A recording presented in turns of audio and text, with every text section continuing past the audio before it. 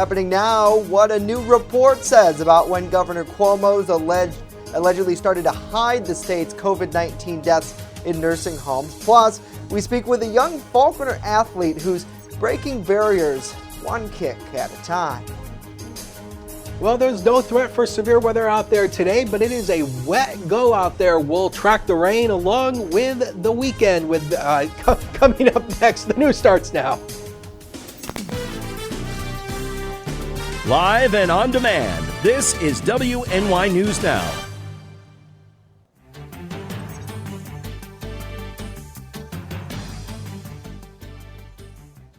A new report is shedding light on how long Governor Andrew Cuomo hid COVID-19 related nursing home deaths in New York. Thanks for joining us for WNY News Now. I'm Justin Gould. The New York Times is reporting that the governor and his top aides spent several months hiding the nursing home death data. The article saying the governor's aides prevented health officials, including the state health commissioner himself, from releasing the numbers. An attorney for Cuomo told the Times the governor's aides were never convinced that the numbers were accurate. The more than 15,000 nursing home residents in New York State have died from COVID-19. An investigation by the U.S. Justice Department is now looking into Cuomo's handling of nursing home deaths. There is also a state assembly impeachment committee who is questioning his handling of the pandemic, among other issues.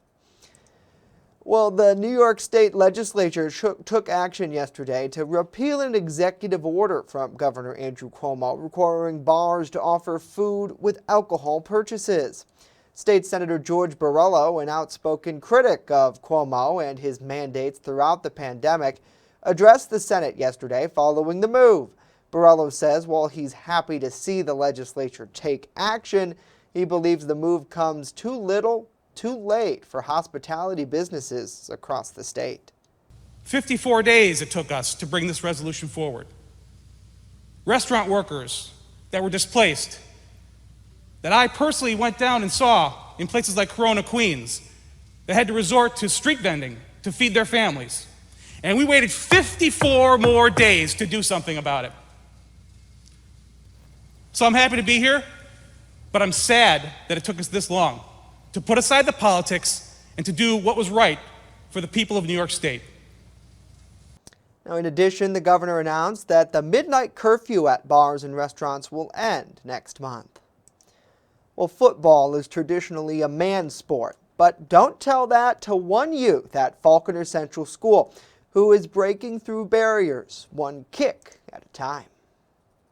It feels amazing to finally do what I've always wanted to do. Braylon Palladino is the first female kicker on the Falconer Cassadaga football team. The 15-year-old sophomore at Falconer Central School has played sports most of her life before she found her passion for the game, specifically the kicker position, where she builds off her previous soccer experiences. When she first tried out for the squad, Palladino says she felt a lot of pressure, not from others at the school, but from inside herself. Especially with being surrounded by boys all the time. But it's more mental than anything. Like, I definitely physically able to do it. It's just you got to tell yourself that you can do it. She says her teammates, all who are young men, accepted her into the ranks. Support isn't just from the team, but her friends and family too, specifically her father, who works with his daughter one-on-one to build up her skills. Football's been in my life since I was a little girl, and a couple years ago my dad started coaching JV, and then he moved to modified for the school, and I wanted to kick, but then certain things got in my head and I decided not to. But once Palladino gained enough confidence and tried out for the team, she found success. And it is good. That's Braylon Palladino, the sophomore kicker, and the crowd goes wild. It was super amazing. In the end, the young trailblazer wants to inspire others to follow their dreams too. Yeah, I thought I was going to be pretty left out because I'm a girl or because I thought I wasn't going to be good enough, and then I did it, and I think it's definitely, like I said, mindset. You always have to believe in yourself. Don't ever forget about that. As what's next for the young athlete, she says she plans to continue with the team through her senior year. However, her father and coach say with continued practice, she could take it to the next level. Well, staying in Falconer now, a community-wide spring cleanup is slated to take place next month in the village of Falconer. It's the 25th year residents in the village will hit the streets to take part in the effort, hosted by the Village of Falconer and Falconer Rotary Club. The cleanup effort will take place rain or shine on Saturday, May 8th, starting at 9 a.m. at the Falconer Fire Hall on Davis Street. Now, several community groups have already pledged their support, including the Girl Scouts and Boy Scouts, along with the Cub Scouts and teachers from Falconer Central School, the Civil Air Patrol, and several local churches. Now, after volunteers will meet at the fire hall, they'll be divided into groups. Participants are requested to bring rakes, gloves, or anything else that they might think they need to help clean up. Once out onto the town, everything from trash to twigs are slated to be picked up in garbage bags and brought to the fire hall where a dumpster will be available. After the cleanup is completed at about 11 in the morning, the workers will receive a complimentary lunch break at the original meeting spot.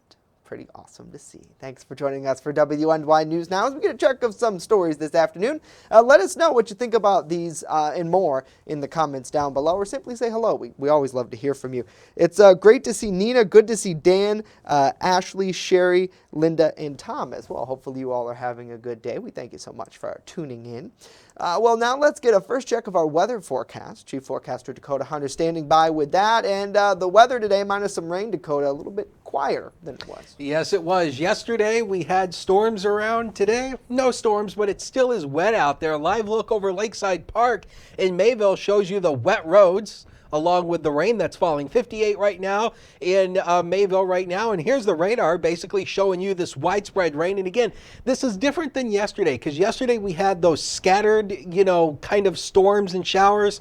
Today, it's kind of the opposite, where it's the widespread showers. This is all in association with a storm system further to our south and kind of a stalled boundary at the moment as well. So this is the rain that's moving on through, and it's going to continue through much of the day. So it's going to be a wet go throughout much of the day. And we do have some fog out there. 1 3/4 miles is the current, that's the current visibility at the Jamestown airport, 1 1/4 in Dunkirk, also the same in Erie, and 2 miles in Olean. So there is some fog out there, and that's also going to continue throughout the day as well with the rain showers. But we did make it to 73 yesterday. It was warm yesterday. The warm air obviously did help to fuel some of those thunderstorms. 56 is where we started the day. 92 and 22 are the record highs and lows. So through the afternoon today, lots of clouds around, scattered to widespread rain showers, and there could be some heavy downpours. The best chance for this is going to be right down near the New York-Pennsylvania line into northwestern Pennsylvania. 57 to 65 with a north wind. Now tomorrow, yeah, we may mix in something else with the snow tomorrow as it turns colder, but then we kind of rebound a little bit. We'll talk about it with that 42 degrees and sunny 7-day forecast later in the show, Justin. Okay, Dakota, I'll be sure to tune that out. No, I'm just kidding. Thanks. See, the news people never pay attention. We do pay attention to the weather. So sometimes I don't want to talk about. You see, Andrew and I are up here pouring out our heart and our souls. We love you. And these news people don't pay attention to what we're saying. We do. We just like to read ahead to what we have. Okay. I'll listen. And, okay. And I'll bite my tongue because I don't want to say anything about the what that's coming. All right. I'll talk quiz about you after show. Yeah. Well, New York State's Office for the Aging has launched a new online tool that will evaluate a person's risks associated with COVID-19. It's called the CV-19 Checkup Tool, and it provides recommendations and resources to help reduce someone's pandemic risk based on their life circumstances by using artificial intelligence. It's designed for those who are considered high risk. That includes older adults, those who maybe are of low income, members of ethnic or racial minority groups, and the LGBTQ community. Now, the Office for the Aging says the online tool is driven by science and medicine and uses data from the Centers for Disease Control and Prevention and the World Health Organization. Well, at the end of the questionnaire, the online tool immediately delivers a personalized report which presents options to reduce risks and enhance quality of life during the pandemic. Well, as U.S. top health officials push more Americans to get vaccinated, a new study shows that the Pfizer and Moderna COVID vaccines are highly effective when it comes to protecting older adults.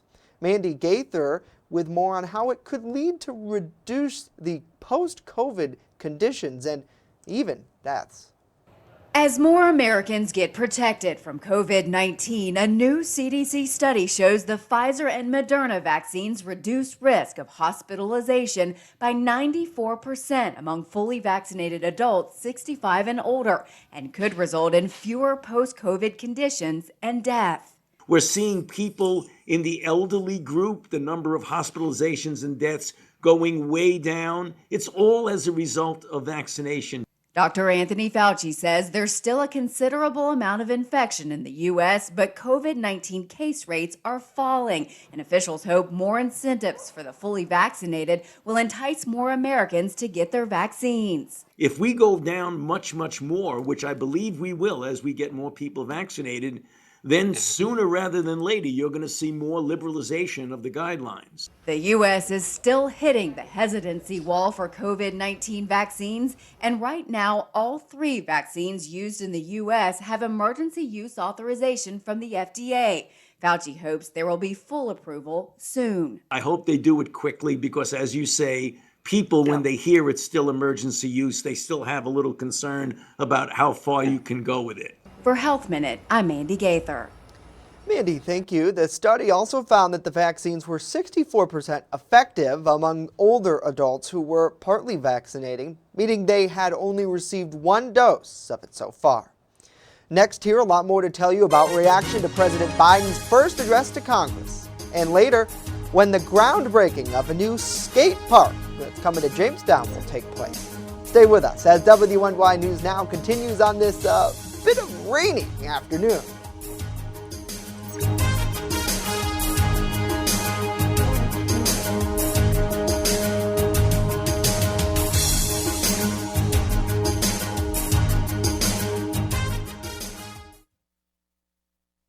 With coverage that matters, this is WNY News Now. Honest John's has what you're looking for. When you want it good, we're gonna give you lots more. From freshly made subs to the best of pizza and wings, Honest John's has what you're looking for. And now 2 great locations, East 2nd Street and Fairmount Avenue. Order takeout or delivery today, online at honestjohns.pizza.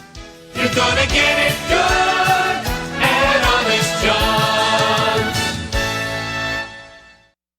EagleZip.com is your local one-stop shop for all of your home and business computer needs. Located on Fluvan Avenue Extension, just outside of Jamestown, EagleZip.com sells and services all brands of desktops and laptops, as well as servers and network equipment for your business. All new computer sales include transferring your data from your old computer, plus a 2-year warranty. Call EagleZip.com today. Stop by EagleZip.com today and let us make computers easy for you. The George Barone Jr. Scholarship Fund is hosting its first annual Rummage and Bag Sale fundraiser. An inductee in the Chautauqua Sports Hall of Fame, Barone managed, coached, and assisted in youth baseball for 64 years in and around the Jamestown area. 100% of proceeds generated will be donated, which will provide scholarships to graduating Southwestern Central School seniors who partake in athletics. Learn more by checking out the scholarship on Facebook and joining us for the fundraising event. Every cookie sold in the Girl Scout Cookie Program helps girls learn lifelong lessons in people skills, decision-making, money management, goal setting, and business ethics. It's amazing how much you can learn from a cookie. The Girl Scout Cookie Program. Think outside the box. You're watching WNY News Now, where coverage comes first. Federal agents yesterday executed a search warrant at the New York apartment and office of Rudy Giuliani, a close ally to former President Trump. An attorney for Giuliani says the warrant described the investigation into a possible violation of foreign lobbying laws, and the warrant sought communications between Giuliani and others, including columnists and Fox News contributor John Solomon. The New York Times reporting that investigators seized Giuliani's electronic devices. The search advances the ongoing criminal investigation into him. The former New York mayor turned Trump lawyer has been the focus of a probe concerning his activities in Ukraine. Now, he denies any wrongdoing and hasn't been formally charged. His son spoke with the media following the search. All I will say is this, to all Americans out there, our Justice Department should be independent of politics. Enough is enough, ladies and gentlemen. We cannot stand for this anymore. And again, if this can happen to the president's lawyer, this can happen to any one of us. Now, federal agents also served a warrant at the home of one of his associates. A phone was handed over, but that house never searched.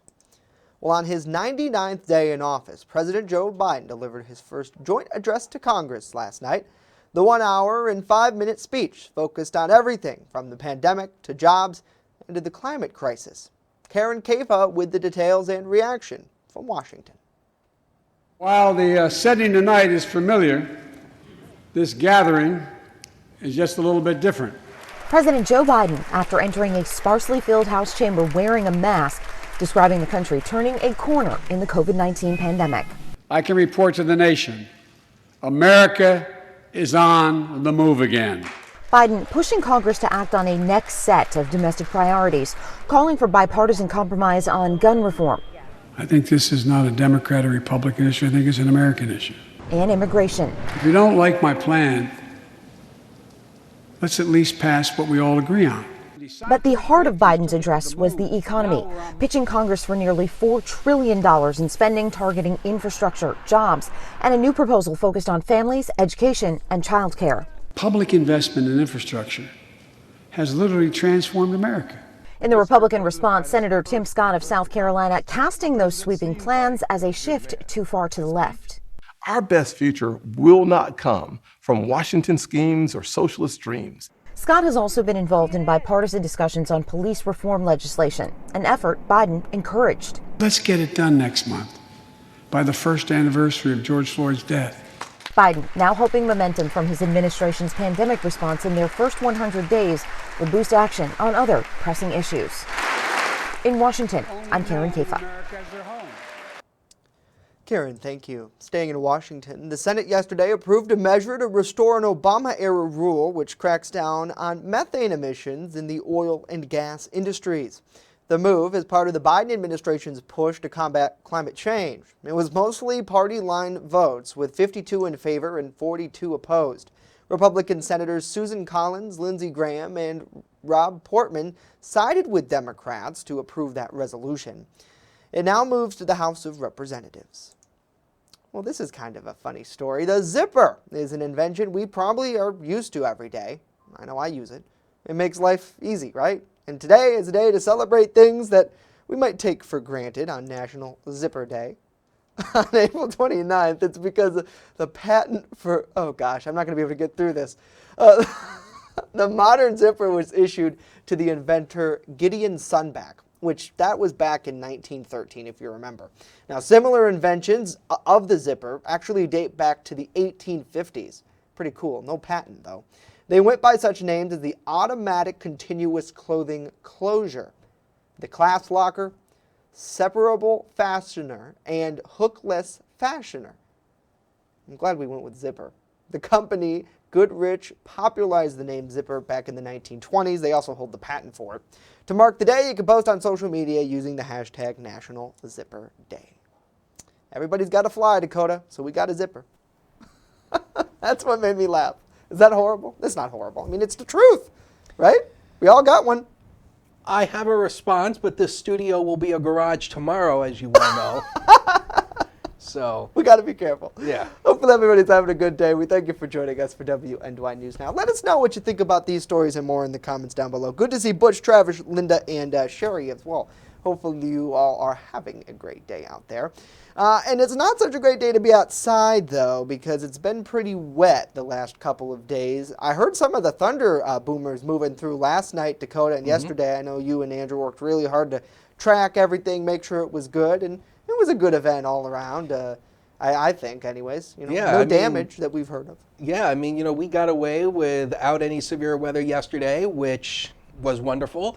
And I mean, you know what? Even though that we were sitting around here all day just waiting for stuff, at least it's better not to have anything than it is to have something. At least you get paid either way. That's the one thing WNY. Right. I mean, it's right. like, I mean, here you are. right. I mean, you know, I get the hate mail no matter what happens, and I'm sure I'm getting hate mail for the rain that fell yesterday. Let's take a look at the rainfall totals from yesterday. Randolph, from all I could find, Randolph had the most amount of rain at 0.36 inches. Jamestown at the airport, 0.22, 0.19 at Olean, and 0.16 in Fredonia, 0.4 in Erie, and 0.3 in Clymer. So not a whole, but again, you can see where the rain was scattered yesterday. The rain was, again, pretty much scattered along with those storms. Right now, it's still raining out there right now. We're at 58 degrees right now at the airport, where the variable wind is 7, got a wind gust of 22. And again, notice that dew point of 57 when the dew point and the air temperature are close together. Not only does that mean the air is very saturated,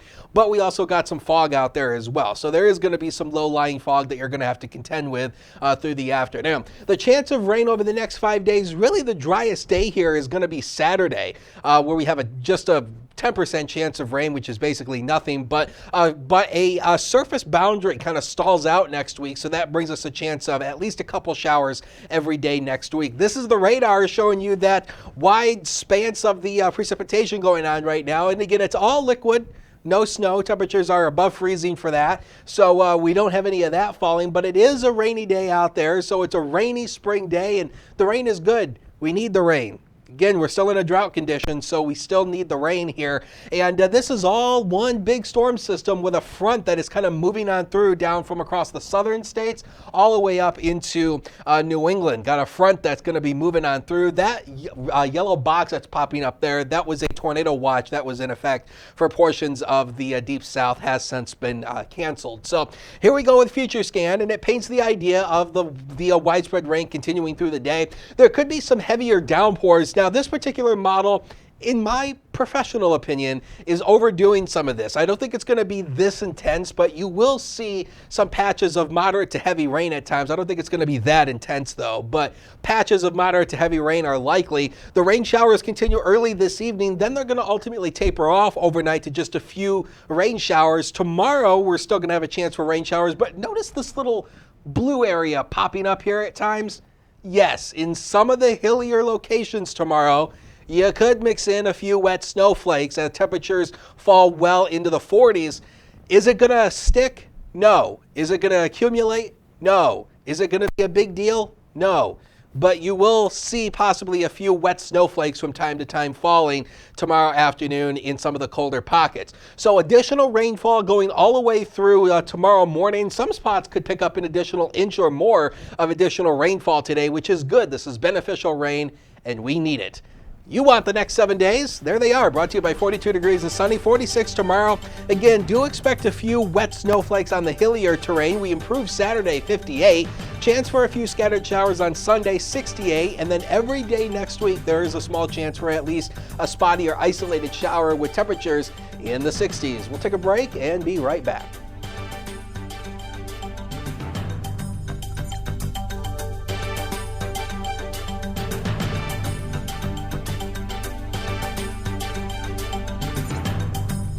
First Defense Weather is sponsored by 42 Degrees and Sunny, smokin' deals on smoking accessories. Learn more at 42degreesandsunny.com. That's 42degreesandsunny.com. You're watching WNY News Now, your source for breaking news.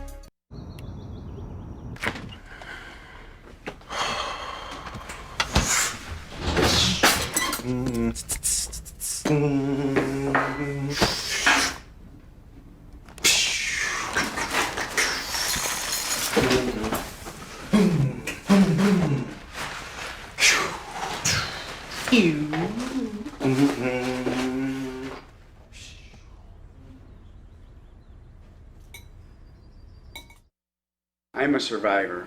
I'm a survivor. I'm a survivor. Testicular cancer is the leading form of cancer in men aged 15 to 35. 1 in 250 men will be diagnosed with testicular cancer. But 98% will survive if detected early. As a survivor, I believe early detection is the key. Learn how to do a testicular self-exam and other important facts about testicular cancer at oneball4tc.com. With coverage that matters, this is WNY News Now. Welcome back to WNY News Now. Finally here today, the groundbreaking of a new community skate park here in Jamestown is happening next week. The new skate park, located at 117 Fairmount Avenue, will be located along the city's Riverwalk. A preview of the possible design was discussed at last week's Planning Commission meeting. Now, lead designer Micah Shapiro says the state will incorporate some of the area's manufacturing history in its construction. So the existing site has these large foundations that were former trolley factory, and so we're incorporating those into our design. Also, there was a bridge that was taken down somewhere in Jamestown, but there's these large girder pieces, so one of the goals was to incorporate those into the design as well. It will cost $550,000 to build the idea, with funding coming from grants via the Skate Park Project and Ralph C. Wilson Jr. Foundation. The groundbreaking will take place next Thursday afternoon. A future addition to the park is also possible, so stay tuned. Pretty exciting. Well, we thank you for joining us for WNY News Now. Let us know what you think about this and more in the comments down below. I know that seems to be a long time coming. We've had a lot of people who have talked about putting together a skate park, and I know last year COVID kind of delayed a lot of things. So it's great to see that the project's going to be taking shape, and really that section of the Riverwalk, I mean, there is a park nearby, the right, I think it's just kitty corner to it, the one park down there, McCray Point. But other than that, I mean, we don't have another skate park type of thing. Well, you know, I can tell you that growing up, that was one of the biggest things I heard from a lot of my peers in school and a lot of my friends. Because, you know, I have a lot of friends who obviously skateboard. Right. They're I skater am dudes. not athletically built for skateboarding and whatnot. I'd break my neck. Right, right. And but it's like, you know, that's one of the things as a kid, I do remember a lot of people saying that we wish we had was like a skate park, because, you know, kids used to skate, like, for example, with their skateboards, they would take them downtown, and even on the plaza on Foote Avenue, people used to skate there. Yeah. Just the other day, I was grabbing some pizza from our friends over at Sauce, and real close to us here, and there's that Winter Garden Plaza off of 3rd Street between 4th and Main, or 3rd, no, I'm sorry, it's off of Main Street between 4th and 3rd. And there were kids there, and I mean, they weren't hurting anything, but they were skating. They would skate on like the sidewalk and down the stairs, and I mean, you could probably pretty much do that anywhere. And they had some pretty mad skills, so I'm sure they're excited for this project. And it is cool. It's cool that they're integrating what is some of like the leftover, you see here in the concept drawings, like this beam and some of that work is there already, part of where this trolley building depot used to be.